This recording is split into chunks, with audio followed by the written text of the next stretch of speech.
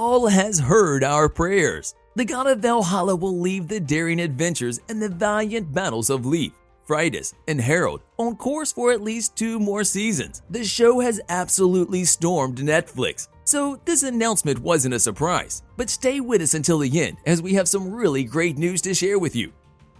We call for a messenger to journey to Asgard and plead our cause. Based loosely on mythology and history, the spin-off series Vikings Valhalla moves on from the original and covers the period that is 100 years closer to the present. The world has changed, but the fights are more violent and bloodier.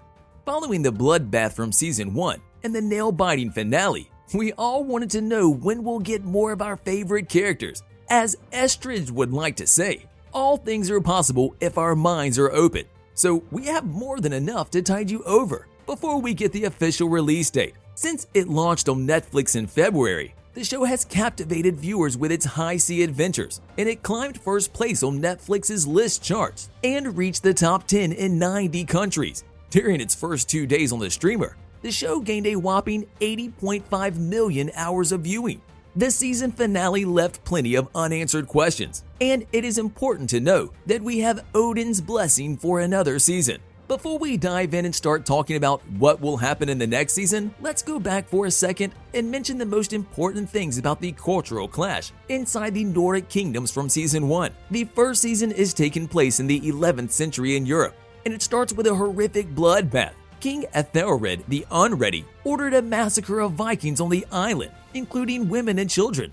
But the slaughter didn't go unnoticed. News of the massacre soon spreads.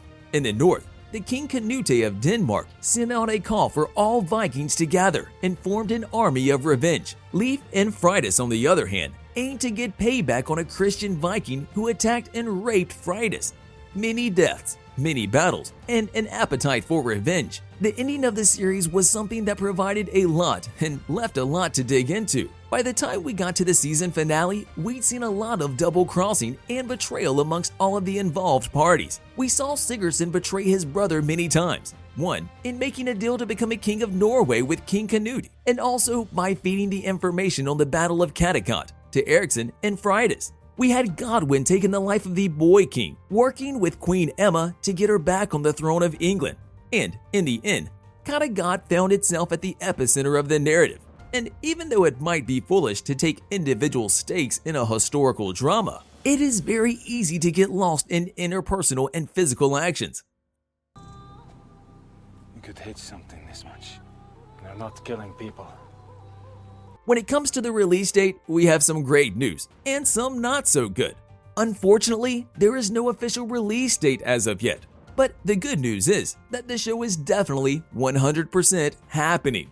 In fact, it's been filmed already, and the creative team would like to release it sooner rather than later. Talking to Digital Spy, the show creator Jeb Stuart will hit that like and subscribe button just like you should if you haven't done so already. In all seriousness, Jeb said, "I am just finishing the editing of the last episode of Season 2 this week, and I am dying to get it out there. Season 3 is very exciting, and my Vikings get out of Scandinavia, so we have lots of great surprises and stories for Season 3. He added that he cannot release the storylines of Canute, Freydís, Harald, and Leif, but their journeys will be even more epic than ever before.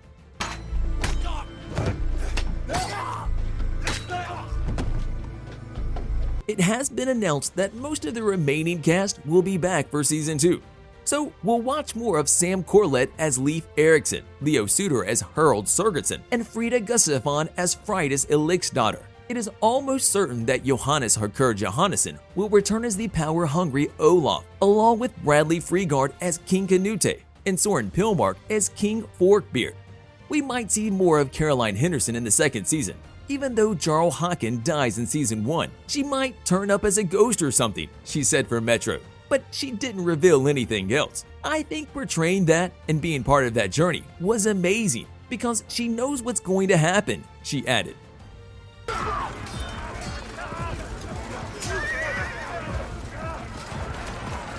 Unless you are a history buff, this show may as well be Norse code, and it might be very frustrating. Set 100 years after the events of Vikings, the spin-off series covers the beginnings of the end of the Viking Age. To be more precise, everything begins on November 13, 1002.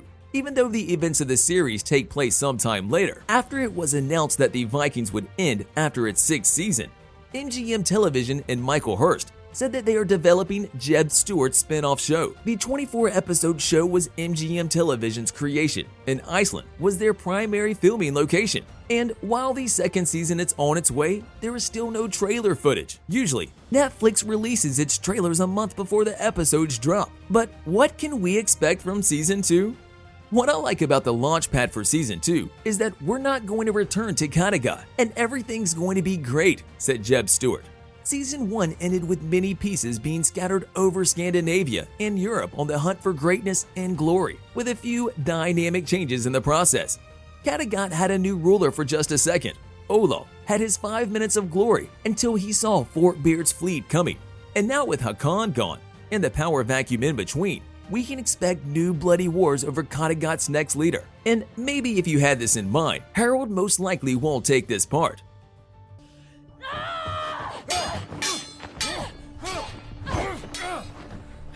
After siding with Kari in the eyes of some Vikings, the Norwegian prince is now public enemy number 1, while on the other hand, Freydís will have to deal with her newfound position as the last hope and the potential savior of the Viking people.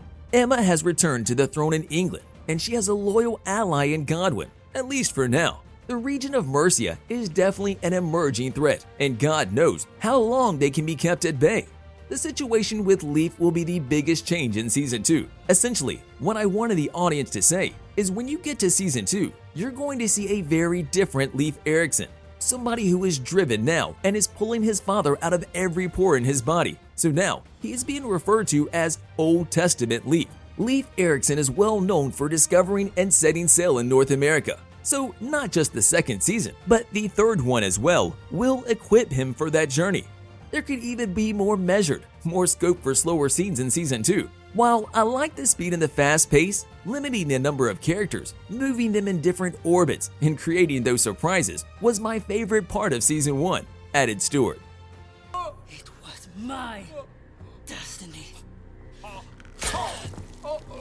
On a related note, tell us down in the comments below, what are your thoughts on the expected plot? Do you think that the 2nd season will reach its expectations?